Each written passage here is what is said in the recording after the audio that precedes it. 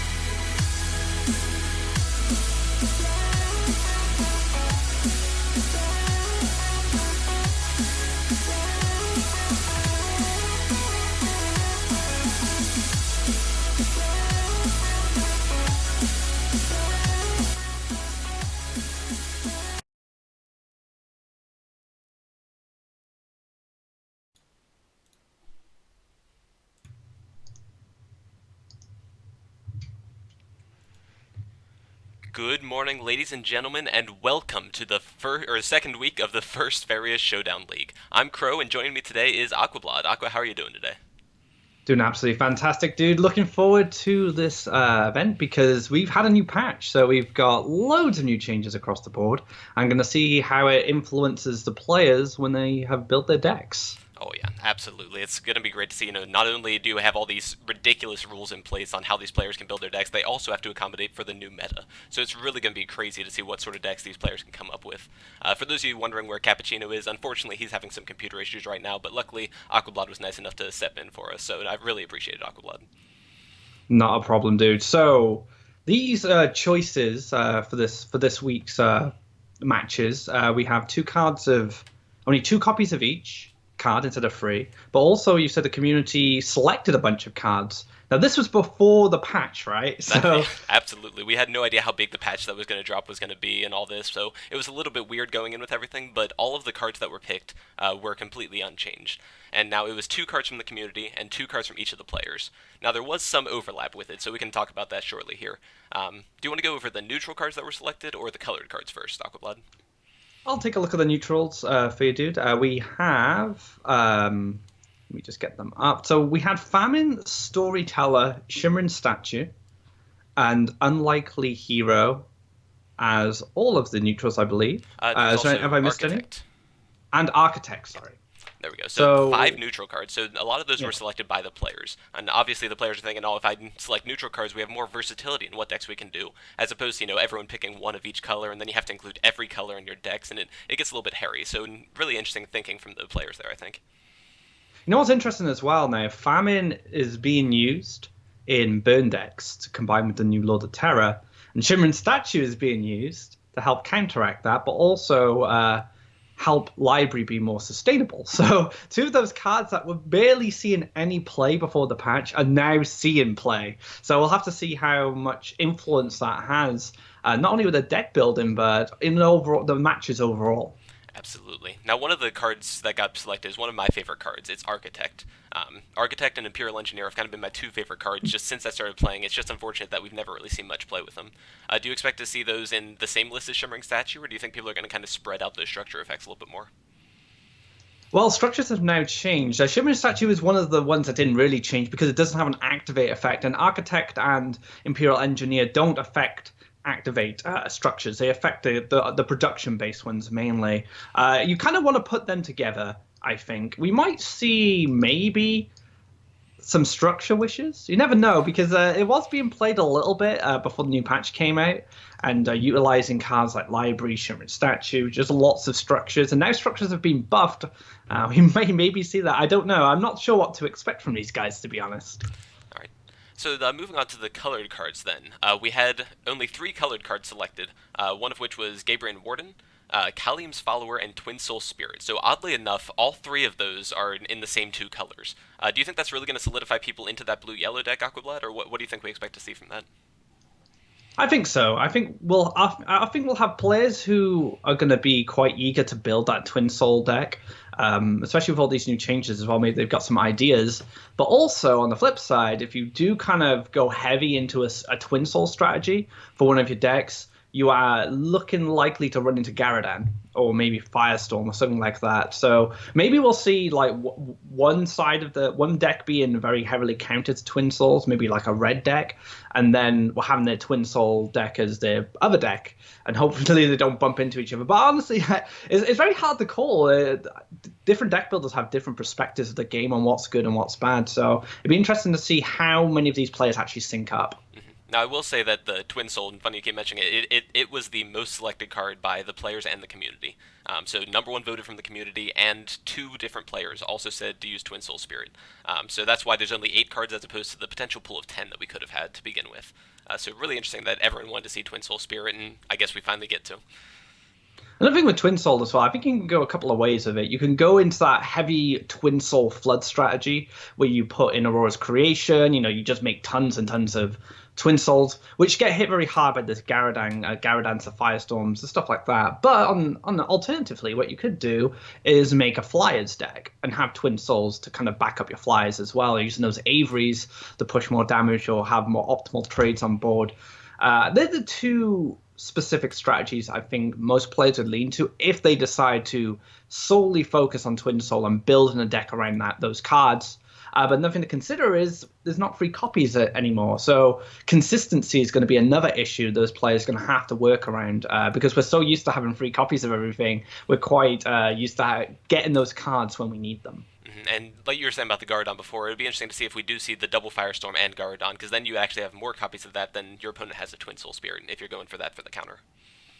Yeah, that's actually very interesting. Like, do you overextend on your AoE to try and counter these Twin Souls? Do you even need to, considering there's only 2 copies in the deck? So some players might lean towards more card draw, Lore Thief, stuff like that, to try and accelerate collecting their Twin Souls if they're building their deck around it, whereas others might just use them as, just as creatures, just as guys they can play with, say, that Golden Avery to get good trades. So we'll just have to see how these players decide to build their decks. Absolutely. So obviously with the blue-yellow deck, we're kind of assuming that most players are going to have that list there. Do you think that green-red is a deck that people will be going for? Do you think they'll go mostly for mono-green or mono-red or some other combination? Ooh, see, now green-red I actually loved a lot last patch. And it's strange because Warstorm having Slam wasn't a big deal, to be honest. I don't feel Warstorm is more of a utility card.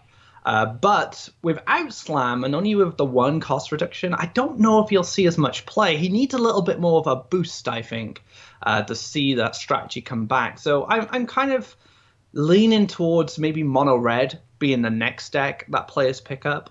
But then again, if there's the next level metagame, like, so they're going to bring mono red, I'll just bring mono green. So that's another thing to consider. These players are trying to figure out what other players are going to bring as well. So mono red and mono green are probably going to be the picks, I think. Absolutely. And on that note, this is a conquest format, best 2 out of 3. So that means that unlike most Faeria tournaments where your winning deck stays, the losing deck is the one that can be used again, but the winning deck has to change. So both of your decks have to win before you can win the 2 out of 3. So that'll definitely affect deck building. You can't just throw all of the bad cards, so to speak, in one deck and just make this one powerful deck to take the tournament. You have to win with all of these cards that the community and the players have chosen.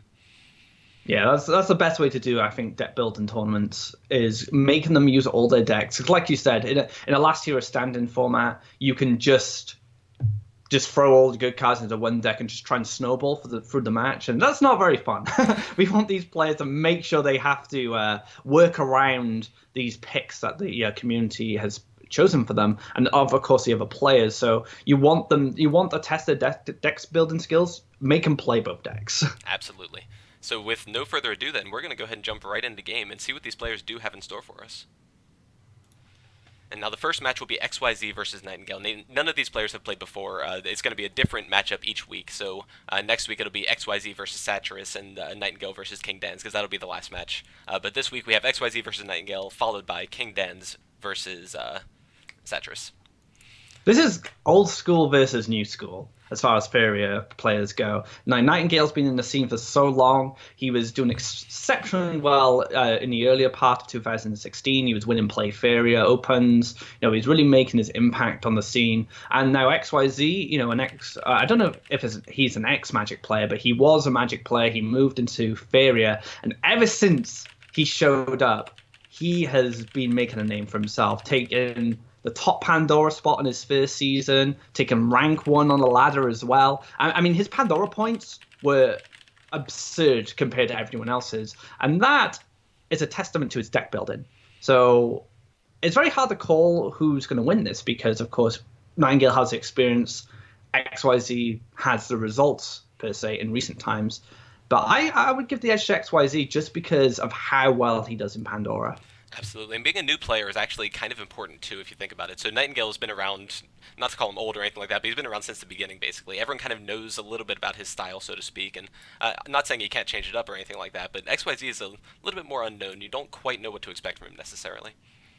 Yeah, a bit of a wild card, but everyone knows who he is now. He's established himself in the scene very quickly. I remember when XYZ was first climbing his first Pandora season, he was climbing up, and he was like 300 points above everyone else, and everyone was like, who is this XYZ guy? Is it a dev? Are they testing something? Like, how's he got so much points? And it's actually a guy, he's actually doing it. So it's very impressive, what he's accomplished already just within kind of the ladder system. In the tournaments, we haven't seen any results from him just yet. But like you said, he's a new player, and he needs that experience before he'll get to that level, whereas Nightingale, on the other hand, already has that experience at his disposal. Yep, absolutely, and we are ready to go. Both players have selected their beginning deck, and it looks like it is going to be a red-green deck versus a red-blue. Oh, well, Nightingale has stumped my theory. Overgrown Tower, that's a card that's cropping up a little bit, man. Ursurus as well, what is going on? I guess he's going for something similar to the Lord of Terror strategy, which is just pinging your own guy to make him either deal damage or make him really massive. That's entirely possible, and with Huntmaster around, if he can get an aggressive forest down, he might even be able to just pull off some kind of OTK with these Ursus as well. And, Ursurus OTK, the one player that comes to mind when I see this card is Modnik. He's used this deck in the King of the Hill. He's used it on ladder. He tried to teach me to play it once. I didn't do very well. But blue is very important because you want to put your Ursurus into a position and then just move it across the board and get that one shot in. But there's no blue for Nightingale, so this may be a slower approach to that strategy. Yeah, absolutely. And we do see the Storyteller come down from XYZ, so both players are going to have a lot of options to work with. And that's one interesting effect from this Storyteller pick that we didn't really talk about too much. It really kind of helps, the life gain. It kind of slows the game down a little bit and gives control decks more options to work with. Yeah, and accelerating the hand advantage, giving them more options to react to the opponents. Storyteller, is a card that's featured in combo decks as well. Blue-yellow, the buff deck for the Aurora's Disciple. So, definitely helps these decks a lot. And Ursurus come down early, so he's just using it as a Faeria collector for now. But he does have a lot of cards in hand that can buff its attack stat if he needs to. Absolutely, and XYZ going for just the collection setup, not worrying about the Cistern just yet, which is an interesting decision. But I expect that he's going to collect next turn and then probably drop the Cistern and start getting all of this Faeria going. With things like Hellfire in his deck, he's likely to have a lot of the 7-costing cards, the blue-red 7s list, so to speak. Yeah, pumping his hand up with these Storytellers, accelerating his Faeria with the Cistern, the Architect, that combo, and then probably going for like a one-turn kill with the Hellfire. We might even see some yellow in this deck, maybe for some Doomsday. That's maybe where he found a squeeze in his Twin Souls. Rather than using them as an actual cards to build a deck around, just use them as kind of filler. But we'll have to see if he goes for that strategy. And a big board clear coming here from Nightingale with that Playground, buffing his Ursurus up a little bit as well.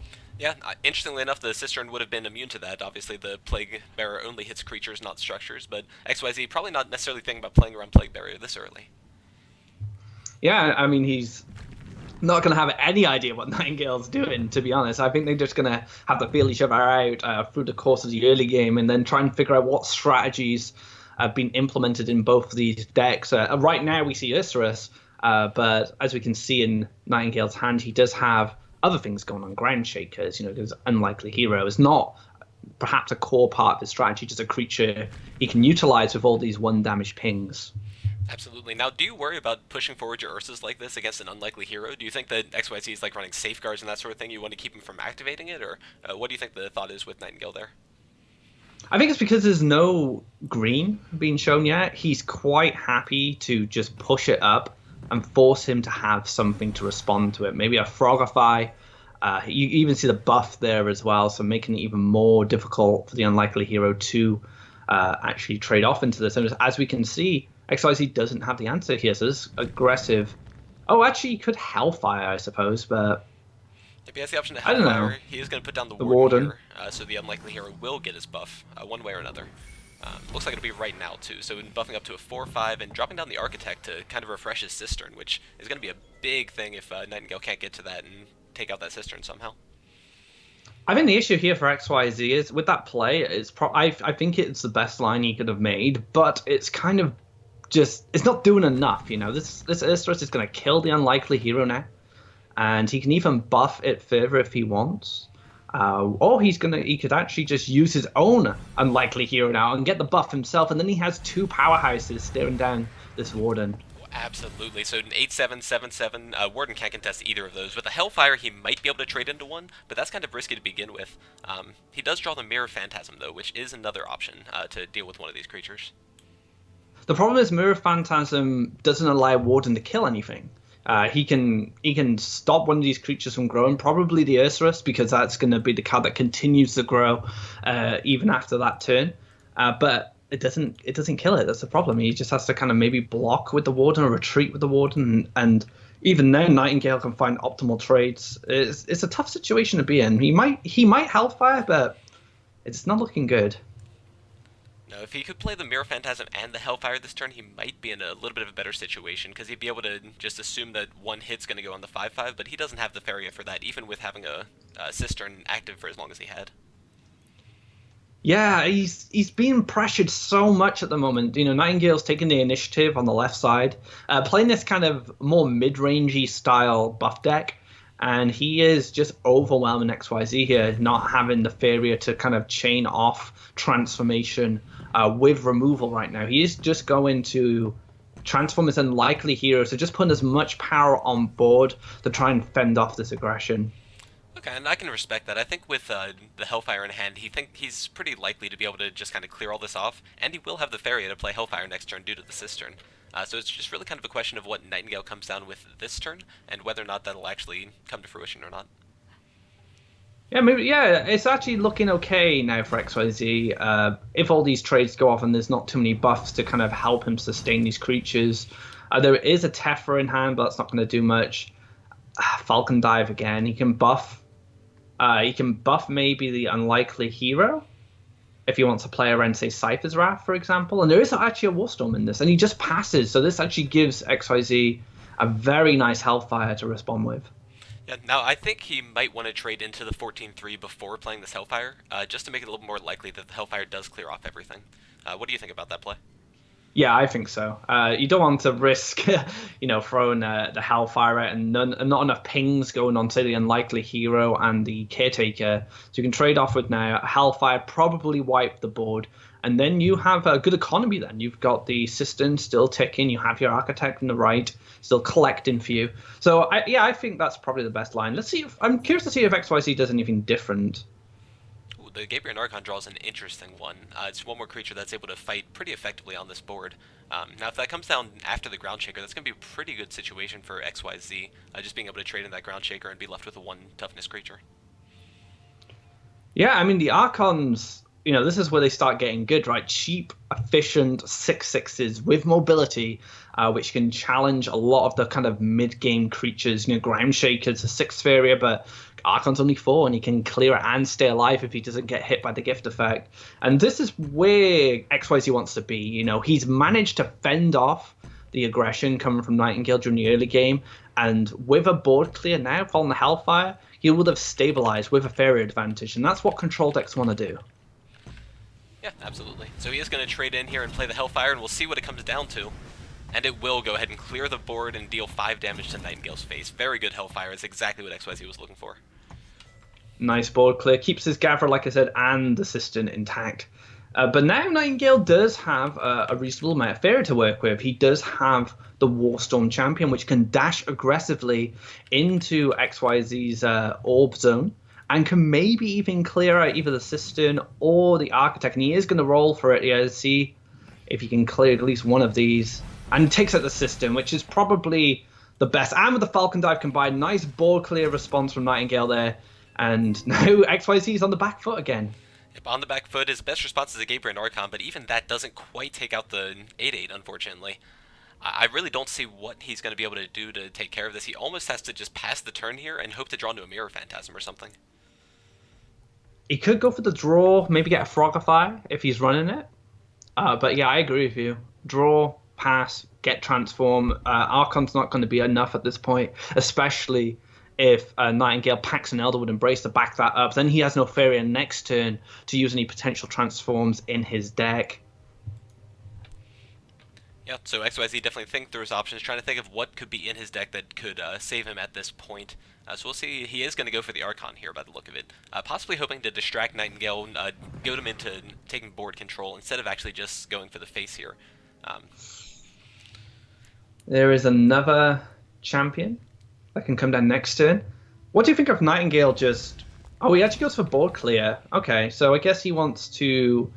make sure Frogify is weaker in this. And this is a Shimmering Statue, so he does have a Taunt to keep him locked in, but he's kind of just stalling out, but not enough where he can actually start stabilizing himself.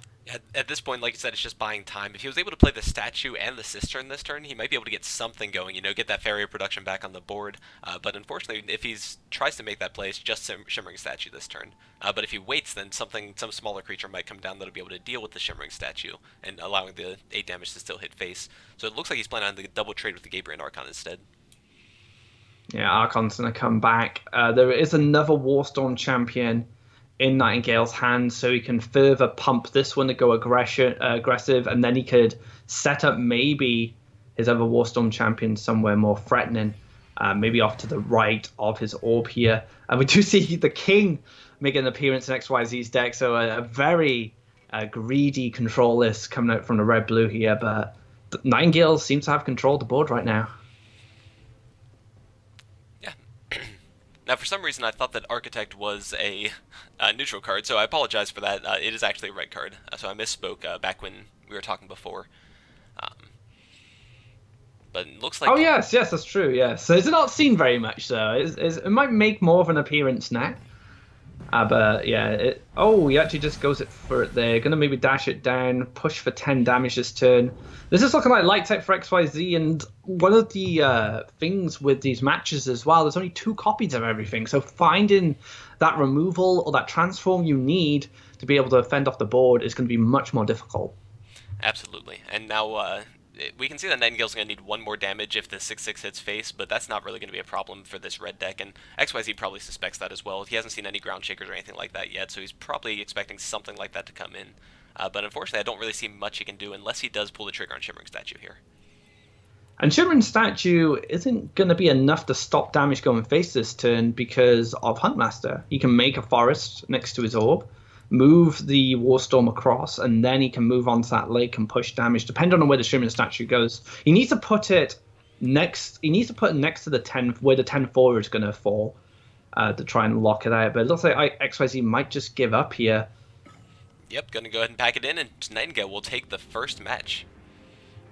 So Nightingale's green-red deck overwhelms XYZ's very greedy control deck, but maybe this control deck can come back against Nightingale's last deck.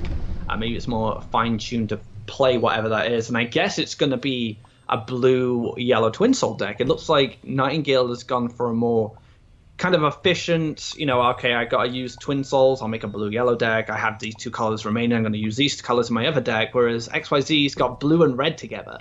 So what's he doing with his other colors? How has he built his other decks? Yeah, but at the same time, it is possible that Nightingale just kind of accepted the dead card, so to speak. So if he put like 1 copy in each of his decks, then effectively he's playing with a 29-card deck, and if he draws Twin Soul, it's just, a bad draw. Do you think that sort of thing is reasonable, or do you think they're going to try to play the Twin Soul instead? That's actually a really good point to make. When you have 2 copies of everything, having 1 Twin Soul in each is just a dead draw. But in Faeria, you can draw cards every turn. You can draw an additional card every turn if you want. So I don't think having the Twin Souls spread out is that much of a problem, unless it's in that situation. Oh, I really need Nass Nightmare now. You draw and you pick up Twin Soul. That's just a problem you have to deal with and accept. But that might be the strategy of these players, I think. All right, so without any further ado, let's jump into game 2 and see if Nightingale switches decks or what XYZ's other deck would be. So XYZ, I guess we saw red blue, so green yellow remaining. Is that maybe he's running Sack? Some variation of Sack that's become quite popular recently. It could be red blue, but if he is more of a tempo oriented blue deck, then it might not have as much overlap with this blue-red deck as we just saw. So it's possible it is still just another blue-yellow deck. Alright, so opening cards. Yep, so blue-yellow coming out for Nightingale, and XYZ revealing some more of the greedy cards in his deck. Ice Rock Behemoth to go with that Magnus. So yeah, XYZ's gone for like full-on blue-red control greediness, whereas Nightingale before went for that kind of mid-range kind of red-green, and now we see Twin Souls, so he's actually using them. He's going to do it properly this time. Alright, good to see. So we might get to see some Twin Souls come down unless XYZ turns on a rush and is able to take out Nightingale before Twin Soul is able to be played, but I really doubt that's going to happen. Now, XYZ is going to be playing a slow game. He's not going to be Russian. But one thing he may have an advantage over Nightingale if he's going for a very heavy Twin Souls deck, is Garadan Firestorms. If he has put them in his deck, he's going to be able to utilize them. Yeah, with the emphasis on high-cost cards in XYZ's list, I'd be surprised if there wasn't at least a Garadan, but we'll see if the Firestorm comes down or not. Just using a follower to collect here, that already tells you a lot about Nightingale's deck. It's not an aggressive deck. This is a card he had to include, and he's using it as a collector. Yeah. At the same time, it is kind of the collector of choice for mono-yellow control lists back in the day, just because it is able to come down and collect in one turn, so you're not even losing any Faeria that turn. It's just kind of a free farmer, so to speak. It's like a better version of Farm Boy in an essence, really. Exactly, yeah. Now, we do see one buffed card in Nightingale's hand right now. The Hold the Line just recently got buffed because the Imperial Guards that it creates got buffed as well. No, Hold the Line's fantastic, I think. I've been using it in yellow events. Gravekeeper posted a list on Discord. I was playing it last night, and I was playing this afternoon, and it's really good. Like, a one-cost event which powers up your creatures and gives you neutral collectors. You can't go wrong with that. Absolutely. And we see the Altar of Souls come into hand as well for Nightingale. Obviously expecting to be able to play Altar of Souls and Slaughtering Shadows in the same turn here. But we can see in XYZ's hand, he has these Derelict Towers, which are going to go a long way towards dealing with these 6/1s. And that's another card that's become quite powerful ever since the haste addition to the structures. Being able to play a 3-cost structure, then a 1-cost 6/1 every turn. It's pretty powerful, but Derelict Tower, like you said, it can't come down this turn. He's going to have to build his mountains towards it, but he's going to be able to tackle whatever 6/1s comes down, and then even start pinging off the Altar of Souls the second one if you want to do it that way. Yep, and it looks like he's just going to back off, try to keep it away from this 6/1, just hoping to wait until this Derelict Tower can come down rather than wasting a Gabriel Archon on it. Archons have a lot of value once you start getting these windfalls going, and you don't want a 6/1 for one Faeria to kill your 4/4 for 4 Faeria. That's not good value. And we're probably just going to see another Slaughtering Shadow back it up. Yep, so Slaughtering Shadow coming into hand. I think Nightingale's just planning on using that every single turn from here on out. We can see the Storyteller in his hand as well, just as a little bit of life gain. So it'll be interesting to see. I don't think we saw the Shimmering Statues from his list yet, have we? So it'll be very possible that they're in this list in order to counteract the life drain from the altar. Yeah, that makes a lot of sense. And I think Altar of Souls is going to be a card that's going to get a lot of attention over the next couple of weeks to see if it actually can be a contender in competitive Faeria. I actually feel it can now. Before it was a bit too slow, but green, yellow, sack, you're just giving yourself sack targets for Doomgate and stuff like that. But and the 6/1s as well, this is a card that would stump green without Falcon Dive. So I think it has a tremendous potential. All right, and here we're going to see a big turn. The Derelict Tower is going to come down, which allows the Gabriel Archon to take out the Kalim's Follower as well. So right now, Nightingale's not farming at all. And we're going to see a second Derelict Tower come down even. Looks like he is going to start trying to ping away at that Altar of Souls. Yeah, I like the double towers going off. He actually plays it a bit more patiently, so maybe he's going to wait until the Altar of Souls ticks again, and he drops a couple more 6/1s to fight off. But the beauty of this card, Altar of Soul, is you can put yourself in a position where you don't really need to use what you have in hand and just use your 6/1s as attackers and defenders. And that gives you a better wealth of options if you're going into a long game, which this is probably going to be because both players are quite controlling right now. Absolutely. Now, this was a huge play. Being able to use a Mirror Phantasm to make a Slaughtering Shadow into a 5/5 instead of a 6/1. A lot harder to deal with against these Derelict Towers. But we can see in XYZ's hand, he has an absolute plethora of options right now. He has double Windfall, which is going to be able to buff up his Gabriel Archon. And then he can go into Garadon, Derelict Tower, and basically just clear the board out this turn. Yeah, double Windfall, hit the one Phantasm with the Storyteller, and you can clear the other Phantasm with your empowered Archon, and then, like you say, Garadan, one ping from the Derelict Tower, full board clear, with a 6/6 on the right hand, which can double collect for you. That's very good for XYZ. Yeah, XYZ is in a great position here to take this match. It wouldn't surprise me if Nightingale just conceded after this turn. Another option for XYZ is just to use the second Derelict Tower to ping into the 5/2 twice, and then the Storyteller to trade into the Mirror Phantasm, which allows his 6/6 to stay even healthier, up at a 6/4 instead. I actually like that a lot more, to be honest. Because Soul Drain is still a card that Nightingale could be running. But we do see aggressive Garadan. He was really strongly considering setting up the double collect to Garadan. But he actually goes for the aggressive Garadan to contest the Altar of Souls straight away. Yeah, so XYZ is still playing nice and patient with this Derelict Tower. Nothing like a Ground Shaker to deal with it or anything like that, but I still can't fault him for playing a little bit safe, saving his resources. And in the end, the 6-1 isn't really that much different than the 6-4, especially if you're expecting Twin Souls to come down, which we see right here. And there we have it, Twin Souls community pick there being used to contest these structures. The Cistern is going to pop by the end, so he's not going to be able to challenge that. And he's kind of just accepted his Altar of Souls to die, and maybe just trying to put more pressure on around the board, so we can't just completely tunnel vision this altar. Yeah, now, interestingly enough, Nightingale is fairly close to dying. He's only at 12 HP, and XYZ does have some mobile 6-power creatures on board, but unfortunately no real way to get to the face this turn. They're just a little bit off. And he's got to make a choice now. He can play the Derelict Tower and double Derelict the Storyteller, and then Archon could clear the Altar of Souls, and then maybe move Garadan up into aggressive position to push for 6. That sets up Lethal next turn. But he also has a lot of Faeria to work after that. He has Beirut he could drop down next to Nightingale's Orb by putting aggressive Lake. I like just going in at this point, because how does Nightingale stop you? And it looks like he might be thinking the same thing here. See the Derelict Tower come down, and Storyteller goes down as well. Yes, and it looks like he is going to be taking the aggressive line. So it looks like we've got a race on our hands. We'll see if Nightingale's able to draw something to push this in his favor, or if XYZ is just going to be able to take it with the huge creatures coming into face. The problem Nightingale has now is not only is Garadan sitting at his orb, but he also has a 6-1 he has to answer. He has Soul Drain in hand, but he doesn't have a lot of Faeria. And then when you put Beirut down as well, even if he does answer the 6-1 and the 6-6, the 8 attack from Beirut is going to be enough for him to win the game. Yeah, and we actually see an unlikely hero come down defensively just to kind of gum up the area around his orb a little bit, along with the Gabriel Commander, so even only one of these Twin Souls will be able to hit the face this turn. Oh no, sorry, holding off on the Gabriel Commander. So, Doomsday anyone? Yeah, Doomsday would be an interesting one, but even with the Gabriel and Archon follow-up from XYZ, I still don't know if it would be enough. I mean, he Soul Drains the 6-1, 1 Faeria remaining. He hasn't used his Power Wheel, so he can actually desert into, say, Slaughtering Shadow, but then Garadan clears the Slaughtering Shadow.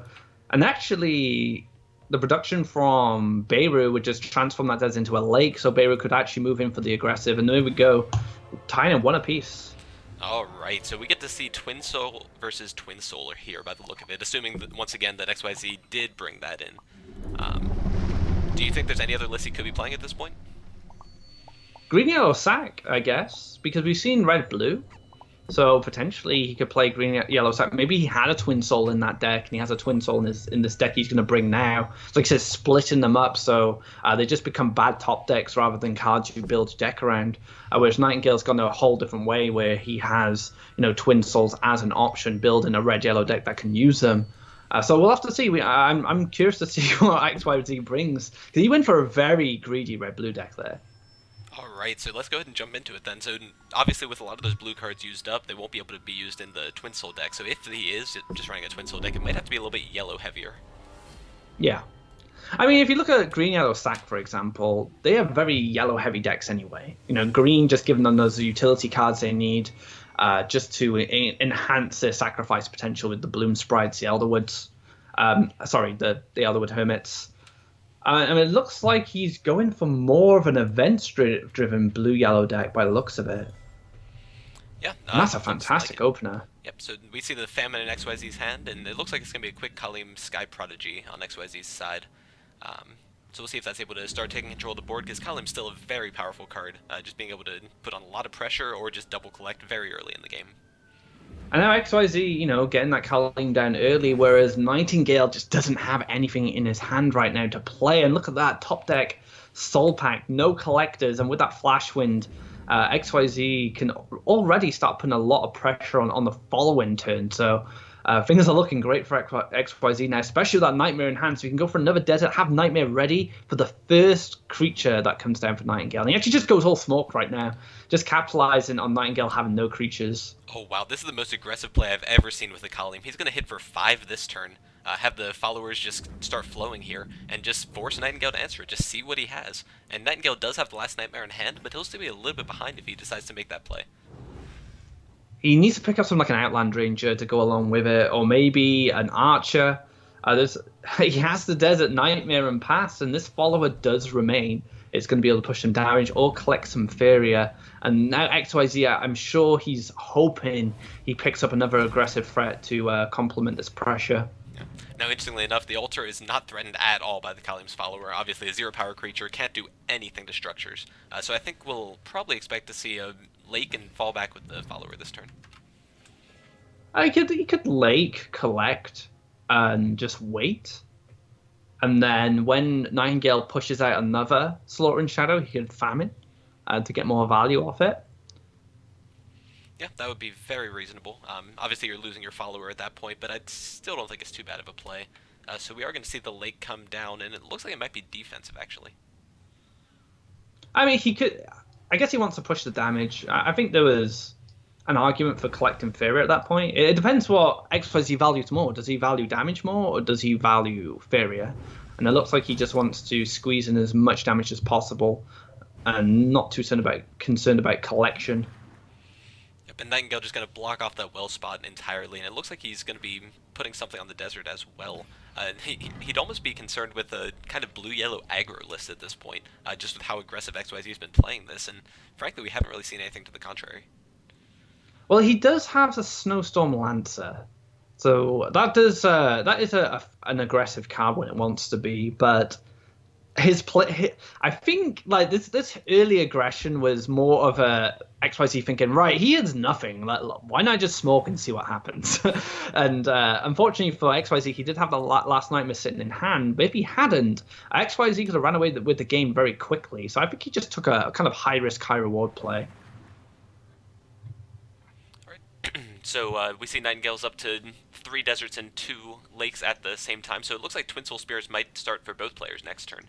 Just start coming down and see what we can get with them. XYZ still has this Famine in hand, but Nightingale's not playing out his Slaughtering Shadows. One interesting thing is that, at some point Nightingale knows that his opponent has to have Famine somewhere. So it's kind of interesting to include all these Slaughtering Shadows to begin with, just knowing that, knowing that your opponent's going to have ways to deal this 1 damage. But Nightingale's been very patient. He's collecting shadows, but he isn't using them. He's maybe going to try and force XYZ into a Famine first before he extends, or only put so much pressure that he doesn't lose too much value. I mean, if he loses 2 Slaughtering Shadows to Famine, that's the same Faeria cost. He's not going to be too bothered. And the longer he's given to collect them, they become much more expendable at that point.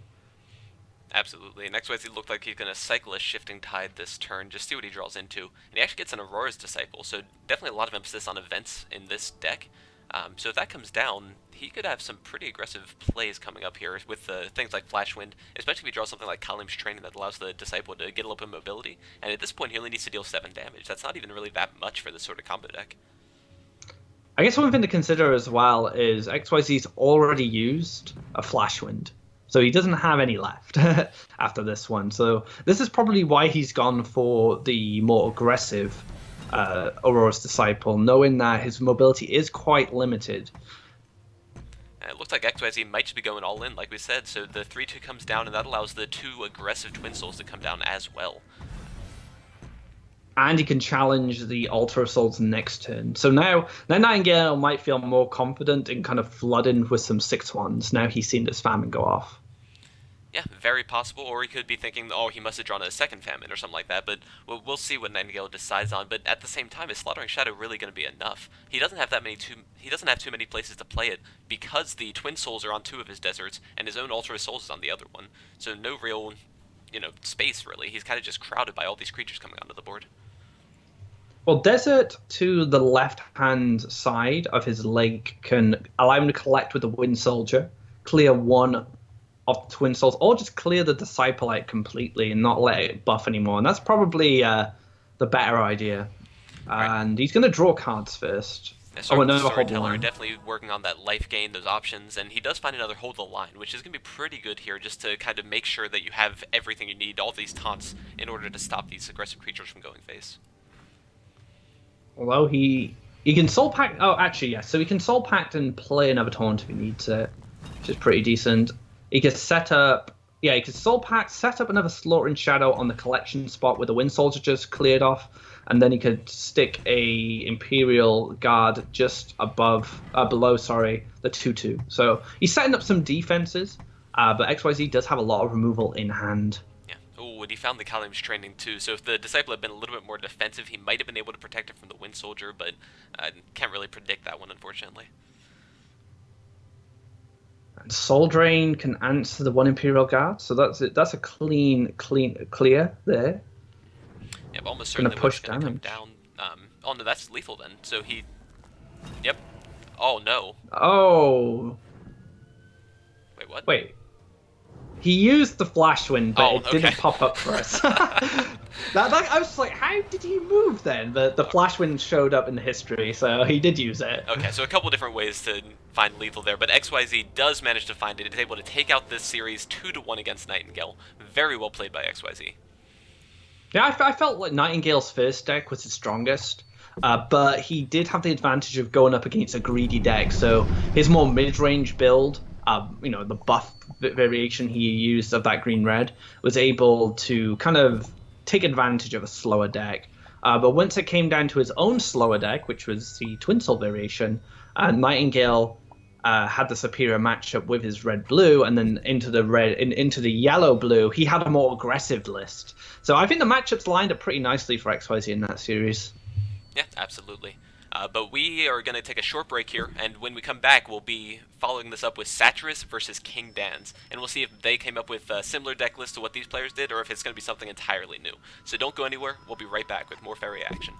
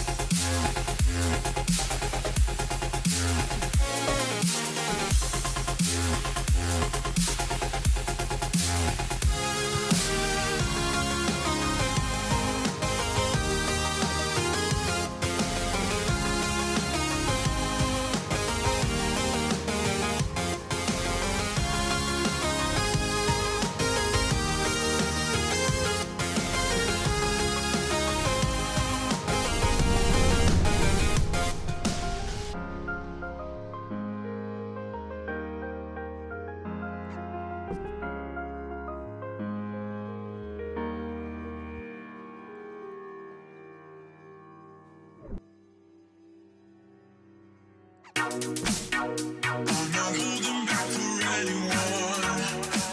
I've been holding on forever, waiting for the rain to come. Who am I to just surrender? I'm not holding back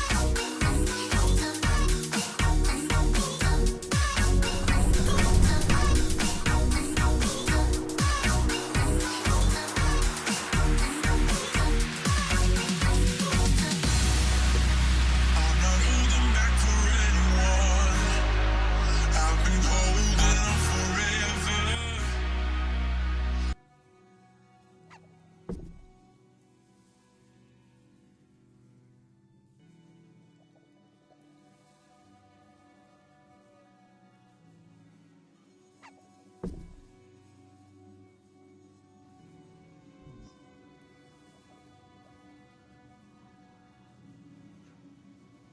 A fantastic series from both players there. XYZ kind of showing some great deck building, some very greedy deck building as well, but also some very aggressive deck building from his second deck. I was very impressed with Nightingale's first deck. It definitely capitalized on the greed that XYZ put into his red-blue, but unfortunately, when it came to a blue-yellow mirror, I felt that XYZ had kind of an edge in how he built it. But yeah, it was a good match, and I'm excited to see these two players go at it. All right, so quick rundown once again. What are the rules for this week? What do these players have to build to? So these players are going to be playing in a best-of-3 conquest tournament with a Pantheon-style deck building, so you can only have a maximum amount of copies per deck. But for this week, it's only a maximum of 2 rather than the 3 that we're used to in Pantheon. So they have 2 decks where they have to spread all their card pool across them, and then the community and the players picked out several cards that had to be used within these decks. And I have a list of these cards for you right now, guys. You can also find out what cards are coming from Moobot as well. He has been shouting them out. But we have Twin Souls, Famine, Storyteller, Shimmering Statue, Warden, Kaleem's Follower, Architect, and then Likely Hero. We've already seen those cards being used from the other players in the previous game and how they tried to work them into their strategies. All right. So yeah, as you said, Moobot's been spamming everything as well as spamming for previous tournaments and all sorts of fun stuff. So if you're in Twitch chat, feel free to participate as much as you like there. But without any further ado, we're just gonna go ahead and jump right back into it if you're ready for it, Aqua. Yeah, I'm always ready, dude. All right. So I was born ready. So this match is going to be King Dan's versus Satyrus. So again, 2 very strong players. We only really have strong players in the Faeria Showdown League this week, I guess. So we'll see what these players are able to come up with, and if they come up with anything more inventive than just the blue-yellow and then red X or something like that is their other one, or if they are just going to go with the standard tried and true, so to speak, and if anything's really tried and true in this format right now. The dynamic of this matchup is very similar to what we just had. King Dan's having a wealth of experience over Satyrus. Satyrus being, an up-and-coming player who probably has a bit more experience than XYZ because he has performed in tournaments outside of this one. He got third in the November monthly cup finals, and he actually lost to King Dan's. So this could be a bit of a salty run back for him, trying to get some revenge. And it looks like we're going to start out with a blue-yellow from both players. Yeah, absolutely. So we get to see this mirror matchup again, and it looks like it's going to be more of an events list from Satyrus if the Windstorm Colossus is any indication of that. And we see the Gabriel Warden from King Dan, so it's possible it's a little bit higher on the curve, kind of like the Blue-Red 7s list that we saw last match. Yeah, and Storyteller again just making his impact, coming down. We even see a shiny Twin Souls from King Dan's. He is ready for this tournament.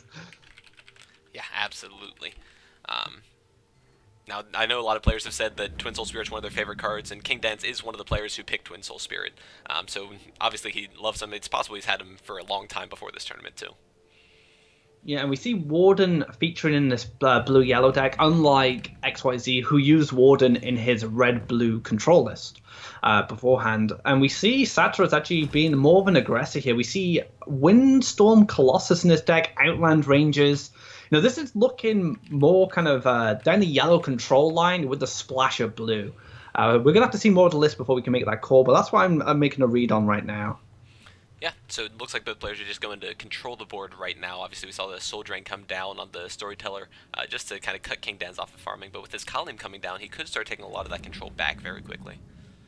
Yeah, Khalim having a lot of mobility as well. He's going to be able to clear out this Outland Ranger if he chooses. However, if Satyrus was to pick up a bit of mobility, he'd be in a good spot. Does he have enough Faeria to do it, though? Could he Wind Soldier and move his Outland Ranger? I don't think so. So the mobility is not really going to happen here. He needs something like a Flash Wind. It looks like it was one Faeria short off of using this Fanatic, so not going to quite go for it this turn, but it wouldn't surprise me if the 3-2 advanced anyway, just to kind of block off the double from Khalim, and that is what's going to happen here. Yeah, and just backs up with another Outland Ranger. We're expecting Khalim to clear this 3-2. He's going to miss out on that Faeria because of the block, and then Wind Soldier can tidy it up next turn. So it's all lining up quite nicely for Satyrus at the moment. Yeah, consequently, it wouldn't surprise me if Khalim just kind of falls back a little bit instead, not really wanting to engage those 3-2s and just trade for that little amount of value, especially with Battletoads in hand. That'll kind of force out the campfires and kind of see where the cards fall, so to speak, before he starts doing any sort of trading, and he is going to fall back with the Khalim. That's a good call there. Battletoads can do the work for you, or alternatively, the Gabrian Warden could make life easier for Khalim as well. So a nice little defensive play from King Dan's, not playing anything at all, just falling back and then allowing Satyrus to make the more aggressive plays which he can react to on his next couple of turns. Yeah, Satyrus definitely known as a little bit more of an aggressive player, so he definitely is no stranger to those aggressive lines. Obviously, we don't see too much that could be rushing here, but with all the mobility and everything, it wouldn't surprise me if he was going for some kind of quick event win with something like Windstorm Chargers and maybe even Snowstorm Lancers, like the ones we saw last match. You know, these event decks as well, especially yellow events, taking advantage of Hold the Line with the Imperial Guard buff as well, which I think is a fantastic inclusion to the archetype. This turn doesn't really have much going on. I guess he could Storyteller for acceleration, but does he really want to give Dan's more options? That's another kind of thing with Storyteller. You can gain cards yourself, but sometimes you don't want to give your opponent any more cards. Right now, Satyrus has hand advantage, and he can utilize that right now. Absolutely. Now, it is interesting that both players are basically be able to kind of double farm next turn with the Khalim going to the right this turn, and then next turn going back and forth. So they're kind of on par as far as Faeria collection goes, which is a pretty interesting situation. Usually you don't see that sort of thing happen after both players build lands towards each other early on. But King Dan's might be looking to set up something like the Gabriel Warden, giving it self-protection in order to contest these 3-2s on the left side. Yeah, he has to be aware of Wind Soldiers, Soul Drains. You know, those cards are going to be a problem. Alternatively, if he's got two lines here, he could go for the Battletoads as just kind of the straight-up blocks, but he knows the campfires are in hand, so not as efficient. However, Warden is very weak to Nightmare, so that's another thing he needs to consider. I like Khalim going off to the right here. It's really nice. Actually, going to go for the Phantasm play. That's fantastic. Oh yeah, definitely plays around the campfires really well. He has to use 2 campfires just to allow one Outland Ranger to trade in, so the other 5/5 will go uncontested here. Really tight play from King Dan's. He's putting a lot of power on the board very quickly and contesting the left side very effectively. And this is one of the strengths of Phantasm, you know, just putting a lot of power on board. We've seen it being utilized in the past with Farm Boy, and now I think King Dan's is one of the players who started doing that a lot anyway, using these Farm Boys in his control decks and then transforming them into 5/5s to help him stay on board. And we see him do the same here with the Follower, which is more used as a collector in these kind of slower matches. Yeah, I guess 8 Faeria for 2 5/5s is actually a pretty good deal, so to speak. And, you know, 10 for 8, and I think I'd play that creature every day. Yeah, it's pretty good. And we do see Double Campfire Aurora being a good response here. Being able to keep at least one of his Outland Rangers on board. Yeah, so it'd be interesting to see how this ends up, though, because the Double Campfire could come down here. But Satyrus has to be tempted to use 1 Campfire on his 6/1, just because he knows that King Dan somewhere in these 2 lists has 2 copies of Famine. So it'll be interesting to see if he does try to make that play to save his 6/1, or if he just kind of passes and keeps going with his current line. Hey, he could have... Did that Outland Ranger move beforehand? Yes, it did. It moved down. I was just thinking maybe he could have Fanaticked the Outland Ranger across and then Wind Soldier Double Campfire, but I don't think he had the Faeria for it, unfortunately. And we'd actually see this Fanatic being used more aggressively now. Yeah, and we see an Aurora come into hand for King Dan, so it could just be a very quick race here. If Kalim flies up and then to the left, hitting face with Kalim, and then playing a Kalim's follower and hitting it with an Aurora, that's an absolutely massive amount of damage. That's 11 damage on the first turn, and next turn it just gets crazy. And right now, King Dan's could just Battletoads, I think, and maybe pass. He could take a draw. I don't think he needs land right now. Battletoad on the right, and then Battletoad to block the double collection. I think I still like the land this turn just because you do want to get to Twin Soul at some point here. It's a very powerful card, especially if you do take that more aggressive line that I mentioned just now. It's kind of a good follow-up, and you can get a lot of aggressive creatures in, even if your lands are blocked, just by chaining them together.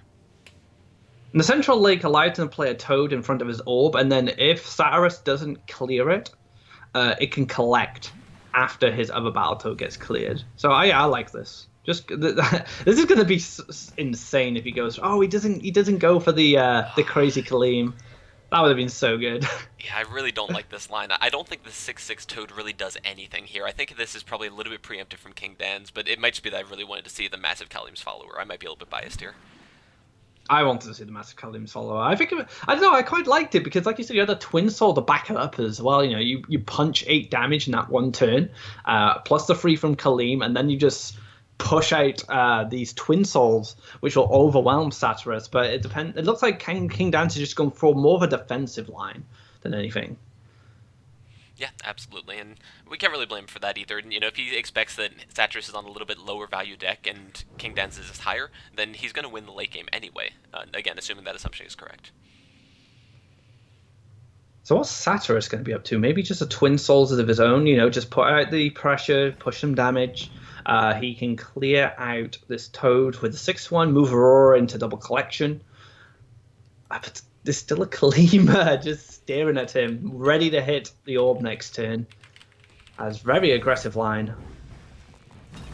Yep, so we're going to go ahead and trade with the 6/1 into the Frog, and it's kind of interesting because the 2/2 wasn't very good at trading against the 7/3s, but I guess at that point he couldn't stop the trade on the 6/1 anyway. So probably the right choice to make there. And this turn we can see Kalim attack in, create a follower, and create Twin Souls as well, while playing defensively with what he has on board. If he does that, he gets 5 damage in this turn and threatens... oh, how much is that? A lot of damage next turn. That's an approximate number anyway. So I don't think it'll quite be lethal next turn, but I think he has enough defense here that he'll be fine with what's going down near his orb right now. He may use the follower to collect on the left-hand side instead of using it aggressively. We'll have to see. I guess he's looking at targeting the...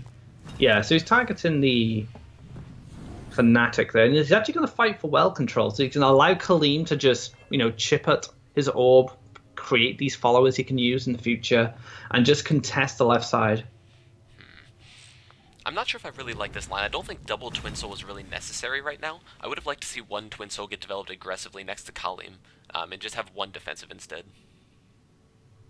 Yeah, just race him at this point. He needs very specific answers to stop this Kalim from going on a warpath, like Choking Sands or Last Nightmares. But he's only got 2 of, and that's it, even if he's running them. I imagine he's running Last Nightmare, but maybe not the Choking Sand. Yeah, I agree with you. I'm more of an aggressive player myself, so I love to take any opportunity to be aggressive. But it looks like King Dance has a longer game plan in store for this match.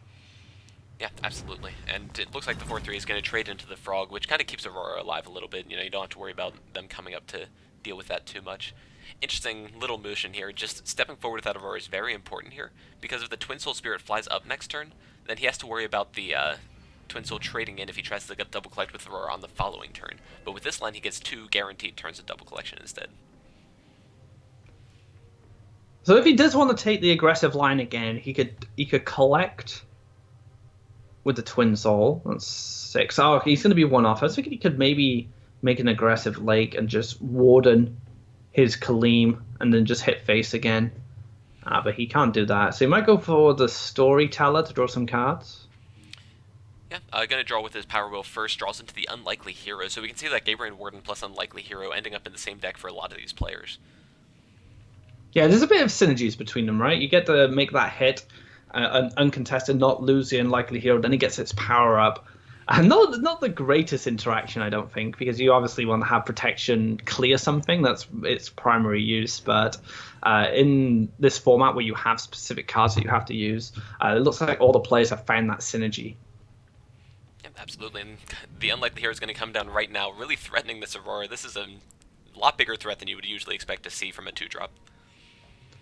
Yeah, I mean, if this gets the combat off, he's going to be pretty happy. We do know Satyrus has that Wind Soldier in hand, so he can deal with it quite easily. He also has the Flash Winds, so even the 7/7 can clear it if he didn't have the Wind Soldier. So he has a lot of ways to answer this unlikely hero before it becomes a hero.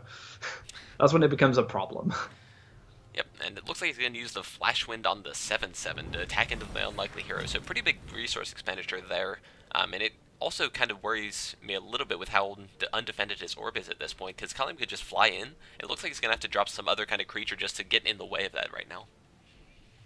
Well, he has the Wind Soldier for the Twin Soul, and then he could just, like you said, drop a Kaleem's follow in front of him, so Kaleem has to navigate around that before he gets another face hit in. But another thing to consider as well, the position of the Colossus. If he does go for the orb again, he has that second Flash Wind in hand to clear up Kaleem. Yeah, absolutely. So just a nice straight line. No real way for King Dance to block it this turn if he does want to go aggressive. And there we have it. Wind Soldier coming down, clearing out another Gatherer for King Dance. And it's kind of looking even right now. I would probably give it the edge to Dance just because he has so much Faeria to work with this turn. And this Kaleem is just causing so much trouble. But Satyrus, he has more power on board right now. So Kaleem, King Dans will have to, chuck something out just to contest this Colossus. Yeah, and even with all this Faeria, all these cards in hand, he really doesn't have that many options. Most of his cards are somewhat one-dimensional. They don't really interact with the board very well. Things like Wind Soldier and Gabriel Warden, sure, but those don't really do too much to answer a 7/6. So really no efficient answer for King Dans. He might have to just go ahead and play the Storyteller here, just planning on using the 4 damage from the Gabriel Warden or something like that, in addition to the Storyteller to trade into the 7/6. And he can still use his Power Wheel, so he has another draw if he wants it. I wonder if he's running Nightmares and he's willing to dig for it at this point. This is Soul Drain. So Soul Drain Wind Soldier is 1 off from clearing this Colossus. Looks like he is considering the Wind Soldier here, so that's going to come down, take this to a 7/3, and follow with the Gabriel Warden. And he is going to protect the... Nice. Oh, okay, there it is. Alright, so Colin flies in and takes out that Colossus with the protection. Very big turn for King Dans, and he's definitely in the driver's seat at this point. Now, he had Faeria advantage at the start of his turn, and now he's just got board advantage back. Satyrus not being able to double collect on the left is really important. And now, without this Colossus on board, there's not really a lot going on for Satyrus. I mean, he can plus 1 into a Lancer, but where can he play it? He can't play it anywhere safe. So probably just a Charger this turn, maybe, and just hold off. Yeah, he's going to take Faeria for the turn just to try to work back up to that Gabriel Warden, just to get that down and contest the board a little bit better. But we'll see if it really gets too much done when that happens or not. So Dance needs 1 damage to kill this Charger. So I will say this is the first time I've seen 2 different elementals in a high-level competitive deck. So we see both the air elemental and the water elemental in hand, just obviously powering up for this Twin Soul. Yeah, just trying to get them out as fast as possible. Dance, if he's running Famine, could go for the draw for the Famine. Just kill his own Aurora, but it would be a nice way to clear the board in combination with Soul Drain on the Storyteller. Actually, just has double Soul Drain now, so you can double Soul Drain the Charger, clear the 2/2, clear the 1/1, and then he has complete control of the board again. Yeah, one other possible line is to come in with the Kalium to the left, and then he can develop an aggressive Desert too to start using these Kalium's followers when Kalium does hit the face. And takes the collection with it as well. Very nice. He still has 5 Faeria to work with. So he could actually take that aggressive Desert, like you said, with the Air Elemental this turn if he wants. But it looks like he's going to go for an aggressive Lake instead of the Water Elemental, utilizing the jump mechanic. This Water Elemental has a lot of reach. Yeah, and I think Satyrus is probably looking for something like a Doomsday right now, because he's definitely very far behind with what's on board. Yeah, a Doomsday would be pretty good. I can't see much else I can't see Satyrus coming back in this match, in all honesty. Dance has established some very strong board control, and he always has initiative, which is really working out for him. He doesn't actually have an answer to this Lancer just yet. And this is a very dangerous card to leave up. So he might draw and dig deeper to try and find maybe that extra bit of damage he needs. Yeah, so yeah, it doesn't quite have the answer to the Lancer, like you said. It is possible the Storyteller comes down here too, but at the same time, you don't really want to give Satras any more options. He's kind of shown you that he doesn't have too much to play, so playing the Storyteller is kind of risky because of that. It looks like he's targeting with the Kaleem. So is he just going to go for a hit this off now and make them trade, so the Snowstorm Lancer doesn't get like an optimal clear on something with its power-ups from the events. So I like this. There's always an urge to go aggressive with Kaleem, but he's just guaranteeing that the only creature the Satras has on board right now is going to die next turn. Like he's just overwhelming it with loads of creatures now. Yeah, Dan's just threatening to triple collect once again. I think he's been triple collecting for, 3-4 turns now? Something like that. So he's definitely been doing it. And yeah, Satras is just going to pick it up and say that King Dan's going to take it. So looks like game 1 goes to King Dan's with the blue-yellow Twin Soul. Man, that Kaleem was on board forever. it went all the way to the right side, collected, pushed some damage to get some follows, and came all the way back to the left side. And that was after being on the left side originally, too. Don't forget that. So it's gone completely around the world. Kaleem definitely showing off all of the different mobility that it has. So very powerful card, obviously, and even when you're not going face with it and just using it to trade instead. That charge 2 and flyer is really powerful, especially as a 2 desert creature. If you look at, say, Windborn Champion, for example, another very powerful mobility card in the game, it takes a long time to get there, where Kaleem can come down turn 2 and have tremendous influence on the board. And we saw King Dan just utilize that mobility to its full extent. The concede came out then, but he may have traded the Lancer into it, but that Kaleem had done so much at that point that he wouldn't have cared. Yeah, absolutely. Now, King Dan's has been around for a little bit longer. We kind of know his style a little bit. Just based off of what you've seen so far, what do you think his other deck's going to be? Do you think he's going to go for something that he's done in the past, like the big red control lists? Or what sort of style do you think he's going to go for? I think he might stick with control. I'm not sure if he'll go for any rush. He might maybe an angry red. He could maybe go down that line. But do you think that perhaps with only 2 copies in each deck, does that make aggro more inconsistent? Absolutely. Cappuccino and I talked about that a bunch, and one of the big things about aggro decks is that their consistency is what punishes these control decks, because control decks can't find the right answers at the right time. But if they're just as inconsistent as those control decks, they kind of lose that edge. They can't punish as consistently as they could before. So personally, I really don't like aggro decks as much in this sort of style, but they can definitely still work. And we're speaking of Yellow Rush, this is a deck that got hit by the patch. We had creatures buffed to help answer a specific archetype. But once you limit the cards down to 2, like their draw mechanic is just crippled completely. Like the monk and the prayer as 2-ofs. I just don't think it's going to be consistent enough to get that draw engine it needs to actually win a game. Angry Red might be a little bit better because there are a lot of high attack creatures, low defense creatures in red. We have the Kobold Warbeast, there's Cypher's Fodder. So there's plenty of other options that are not really used in Angry Red anymore, which you could spread your list out. But a Yellow Rush is definitely not one you'd run here. Alright, so without any further ado, let's get into the game and see what King Dan's brought with us, and if Satras is going to change his decks or use the same one. See if he can get a win with this Twin Soul, or just show us what else he's running. I'm expecting a more controlling style list from King Dan's, just because it just complements his playstyle so well. He is someone who finds all these little lines that give him that small edge, but these edges happen to add up over time. As we saw with that Kaleem, making that clear with that protection buff, and then clearing something else and clearing something else. We've seen how he's done it, and it looks like red control versus red control with Rax. Interesting. Yeah, so maybe not even control. Maybe he's kind of on the combat gift of steel list or something like that instead.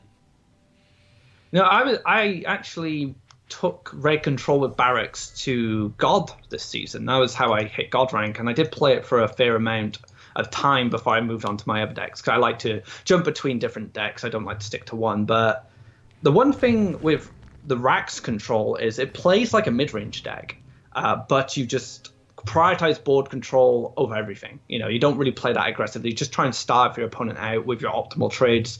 But it didn't use stuff like Grim Guards. It just used stuff like Brigands, Flame Spitters, these small creatures which can trade up with the barrack. So a different kind of style that I'm used to seeing. Yeah, absolutely. So we see the Unlikely Hero come down early on. No answer from King Dan's just yet. He might be looking at double ping it with the Derelict Tower here, if the Derelict Tower comes down. So he'd be able to play Grimguard, Derelict Tower, kind of establish his own, and we do see the yellow splash from King Dan's as well. Yeah, red-yellow. Actually, I played against Modnik earlier, and he was playing a red-yellow deck, and he beat me. I think it was on. We had 2 cards left each. I was playing yellow events, and he was just utilizing a lot of event synergy with the Colossus and the mobility from yellow. So kind of mixing those 2 themes together, and it seemed to work quite well. And King Dan's and Modnik are teammates, so it'd be no surprise that they've been sharing these deck ideas together.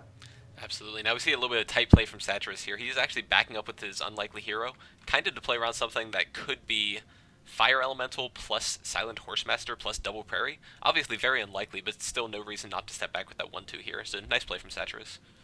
Yeah, he can collect with it next turn, just put into a safe spot. As for Dan's now, he could, like you said, go for a clear on the Unlikely Hero. He could go +1 and then clear it with the Derelict Tower. Or you could just wait till next turn, maybe build some more land so he can collect with the Ground Shaker, and maybe set up a Fanatic play for the future. Yeah, so it looks like he is valuing his land development a little bit higher than giving Satyrus 1 Faeria. So holding off on this Derelict Tower, and it might kind of lure Satyrus into a false sense of security, so to speak, because he doesn't necessarily expect, King Dan to be able to deal with this easily now. He does have Flameburst Cypher's Wrath if he wants to clear the Grimguard, but it looks like he's just going to use the Brute to block off Protector's Unlikely Hero. And this Scourgeflame Spectre, so control kind of burn style list, maybe combat as well. Maybe both players had the same idea, going for that combat burn, which picked up in popularity before the patch came out. Yeah, and obviously with things like Lord of Terror and whatnot, the changes there, it definitely has some more options, so even just limiting each card to 2 doesn't necessarily hurt this list too much. And Dan's can take the patient approach here. He can just fall back with his Grimguard, ping the Unlikely Hero with his Derelict Tower. They're both double collecting at this point, but I don't think he minds too much. He has that Scourge Flame, which he's building to.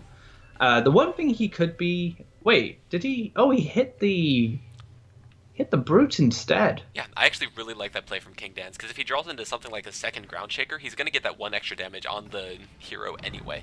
And pinging it this turn doesn't really do anything. It doesn't stop any collection or anything like that, so really no reason to ping the Unlikely Hero this turn. Yeah, that's a very good point. Nice play from Dan. So see, this is a thing with Dan's. Those little things he does, which all add up towards the end. This is just one of many plays he'll make throughout this match, and it just pushes him closer to that victory. Brute pick up, so he could contest with his own Brute now. He has the Derelict Tower to back it up, but he is going to be very aware of Gift of Steel. That's going to be a problem card for him as a red-yellow player. Absolutely, and we see the Erodrum Fanatic in hand as well. King Dan's has the option to, well, actually it's a little bit difficult to do. He can't quite use the Fanatic to jump the Grimguard up and then finish with the Flame Burst, just because he doesn't really have the space to do it right now. He doesn't have a way that he can play down his Fanatic and still make that land bridge. So opting to build forward on the right side instead, kind of aggress with that Ground Shaker a little bit, hopefully to cut off the 2/4 Grimguard here. And he's actually going to start pinging the Shimmering statue down. Yeah, he has a Flame Burst to actually take it out and stop this life gain. And this little move from the Ground Shaker allows Fnatic to be very powerful in his next turn, but an opposing Ground Shaker comes to contest it. And we're at a bit of a stalemate here. Both players are kind of staring at each other from the other side of the board, just trying to create blockers that trade better against each other. Yeah, absolutely. And interestingly enough, Satyrus doesn't play it here, but he does have the Architect in hand, which would further the Shimmering Statue and make it so that Flame Burst wouldn't be able to take it out. Will Dan take the Flame Burst on it now? He may need a Flame Burst to clear something. Yeah, and we see the Cypher's Wrath in hand too, so even though, well, Cypher's Wrath and the Derelict Tower will both allow this Ground Shaker trade to not be as abysmal as it could be. Usually it's a very bad feeling to, just play the first Ground Shaker and be met by a second one. But not going to be too bad with this Derelict Tower, just using a quarter of a Derelict Tower instead of a full card. So we just see a shift of defensive duties from his creatures, pushing up towards this brute now. It's going to take another mountain, so that's all the lands he needs for the Skirmisher Inspector. He might use it to maybe clear the brute. Because he gets to collect with it, and he could use a Flame Burst that way. Maybe just ping the 1/1 at that point. But no, Dan's takes the patient route here and just holds off. Yeah, now it's kind of interesting with the difference between these two players right now. Satyrus has 5 tokens on the board right now. It's just King Dance's 3. And there's not too much of a difference in Faeria, but just King Dance hasn't seen a reason to play these cards yet. He's keeping his options open, and because of that, even though he is down this many tokens, most of Satyrus's aren't really doing anything. So he's kind of at an even parity, despite being a little bit behind in value. And we now see the Derelict Tower coming from Satyrus. Now he gets to clear out that Grimguard. Lots of Faeria for Dan's. Oh, and there's a Lord of Terror to help with that burn. And we've seen this. This card has made some waves in the community. People running Lord of Terror themed decks where they run Falcon Dives and Famines and stuff like that and just damage your own Lord of the Terror to burn your opponent down. But I think it still has some value in just general burn decks as protection. But also this is just a threat that your opponent knows they need to answer in case you have those Falcon Dives and stuff to increase that burn damage you can produce. Yeah, absolutely. So Lord of the Terror, interestingly enough, it's also a very good counter to Hellfire. You never want to Hellfire when your opponent has a Lord of Terror on the board. There's just way too many possibilities there. That's pretty terrifying. I think a few players at the start of the patch day, they were saying, oops, like Hellfire with a Lord of Terror on board wasn't a good idea. Yeah, now we do see King Dance finally taking an aggressive line here. He does come down with the Scourge Flame Spectre to be able to trade into the Shed and Brute, and then drop his Shed and Brute of his own as well. So even with this Shimmering Statue on the board, he might just start looking at a lot of damage very quickly here. Yeah, this Scourge Flame Spectre is pretty terrifying. We actually see a ping going face now, so he's just going to use this up just in case another Ground Shaker comes down, he doesn't get a chance to use it. And what are we going to see from Satyrus? Flamethrower. This is a card I like a lot. That might make a return, I think. Yeah, Flamethrower, pretty good card. It's got a lot of potential value with it, but unfortunately, against this matchup, there's just so many ways for Red to deal with it. That's just not necessarily what you're looking for. And here's where the Shimmering Statue might be giving Satyrus a little bit of an edge. He's kind of able to fend off this Shed and Brute, and he's just going to slowly regenerate up from that Shimmering Statue over time. I think he's already gotten about 4 life off of it, if I recall correctly. So it's really adding up very quickly in a burn versus burn matchup. And Satyrus has board now, and we see the Architect come down, and it's going to buff up his tower just to make sure the Brute can't kill it and get that combat damage off as well. But there is the Ground Shaker coming off the top for King Dance now, so he can take out that tower if he chooses. Maybe even set up just an aggressive Ground Shaker next to his opponent's Shed and Brute. What do you think? Well, first of all, I'm not really sure about that Architect play, because if the Shed and Brute attacks into it, you're basically gaining 1 activation of the tower just from spending an Architect, which I'm not sure is necessarily worth it, especially if you do want to keep your Shimmering Statue alive against things like a Flame Burst. But as of right now, with King Dance's hand, I think he probably is looking at the Ground Shaker. If he moves the Shed and Brute to the left, he can attack into the tower and drop the Ground Shaker, or decide to go after the Architect instead. And actually, I think I like that a little bit better. Just going after the Architect, because the 1 damage doesn't really do all that much, and the Ground Shaker will do a great job contesting the board as it is. And stops the collection on the left side, so kind of forcing Satyrus into 1 collection per turn at this point. Actually, he goes for the tower instead, so he's not that concerned. I kind of like Ground Shaker if you go for the tower clear. If he hit the Architect instead, maybe Lord of Terror was a little bit better, just to block off the Brute until you maybe find a Gift of Steel or something to just one-shot it. But he actually goes for the interesting. What do you think of this line? It just doesn't seem to add up for me. I actually do kind of like the Lord of Terror line, just because this Architect is next to it. He's likely to get about 8 damage out of this Lord of Terror, taking only 4 himself. So even with the Shimmering Statue, he comes out ahead over a couple turns here. Oh, Barrack's going to be able to help clean up this Lord of Terror. Yep, both players taking 2 damage there, and it looks like it's only going to be 6 damage then to his 4. But King Dad is getting a lot of damage in pretty quickly here. It's just a question of whether or not he's going to be able to finish it off with things like that Shimmering Statue in play.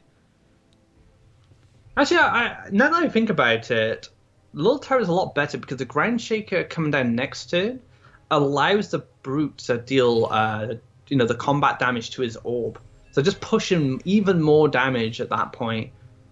And the counter Shimmering Statue, oh my days. Yeah, imagine a world where Burn players are running Shimmering Statues to counter other Burn players.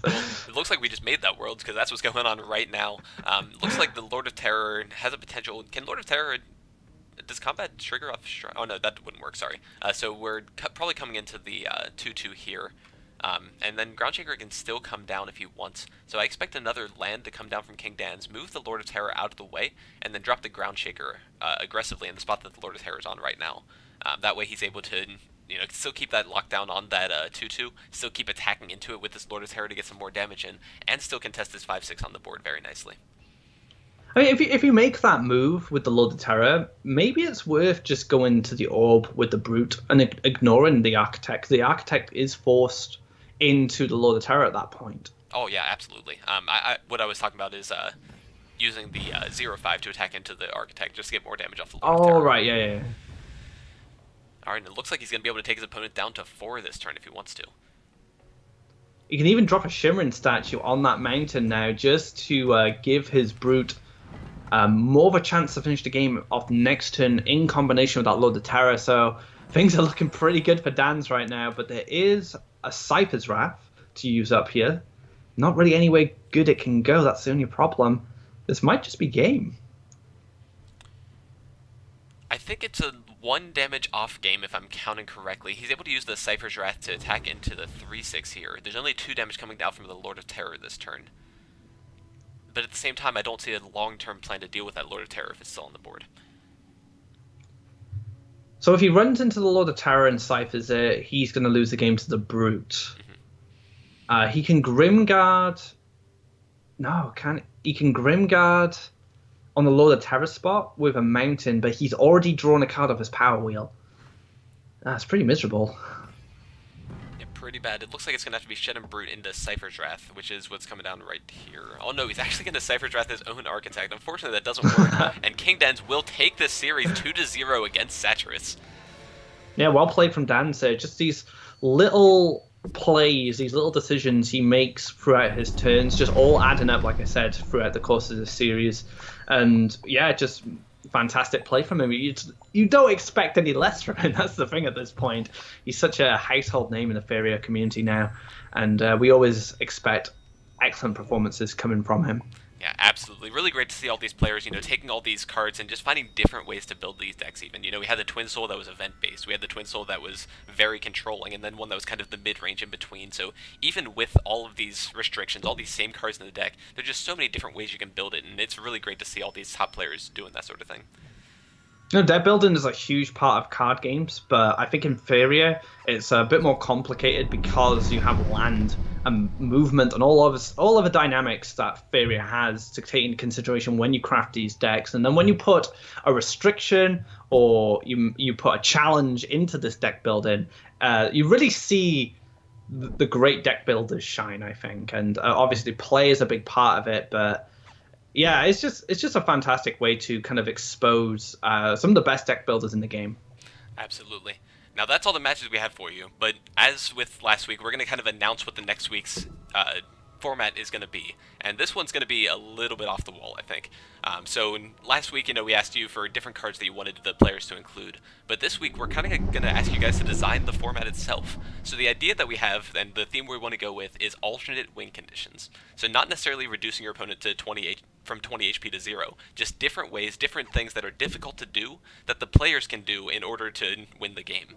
So the one that we have planned already is Dream or Tarum. So the idea is that you either have to cast Aurora's Dream or have a Tarum die on your side of the board, and once that happens, the first player to do that will win the game. So we're going to be making a Reddit thread here, and we're going to be asking you for your ideas, different things, different challenges that these players can go to try to race to the finish and see who can win these alternate challenges and who can take the most games with these different alternate challenges. We're looking for a total of 3 of them next week, and we'll be right back here at the same time. So Aquablad, thank you very much for joining me. It's been an absolute pleasure having you on, as always.